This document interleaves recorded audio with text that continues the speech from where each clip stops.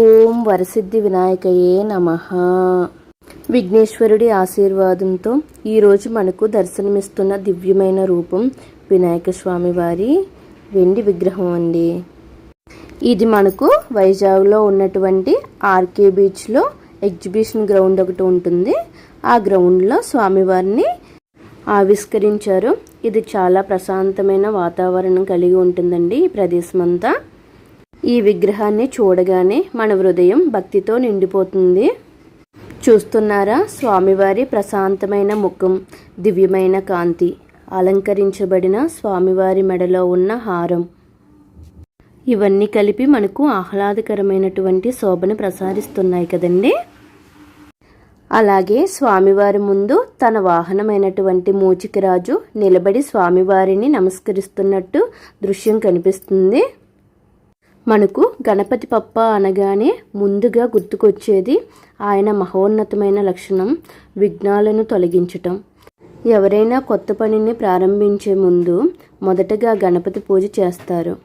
ఎందుకు చేస్తారో తెలుసా? ఆయన దయతో అడ్డంకులన్నీ తొలగిపోతాయని, శుభ ఫలితాలు లభిస్తాయని. వినాయక స్వామి వారు 4 చేతులు 4 విధులను మనకు గుర్తు చేస్తాయండి. అవేంటో తెలుసుకుందాం. 1వ చెయ్యి, ఆయన ఆశీర్వాదం మనపై ఉందని ఆయన గుర్తు చేస్తారు. అలాగే 2వ చెయ్యి, రక్షణ కోసం ఆయన మనల్ని ఎప్పుడూ రక్షిస్తున్నారని గుర్తు చేస్తారు. అలాగే 3వ చెయ్యి, శుభాలను కలిగించి విజయానికి మనల్ని చేరువ చేస్తుంది. అలాగే చివరిదైనటువంటి 4వ చెయ్యి, విఘ్నాలను తొలగిస్తుంది. అలాగే మన కుటుంబంలోని సంతోషం, శాంతి, ఐశ్వర్యం నిండాలని, మన ప్రయత్నాలు విజయవంతం కావాలని, మన జీవితం సంతోషంతో నిండిపోవాలని కోరుకుంటూ స్వామివారు మరలా వచ్చే సంవత్సరం వచ్చే వరకు భక్తితో ఎదురు చూద్దాం. అందరం కలిసి స్వామివారికి జై కొడదాం.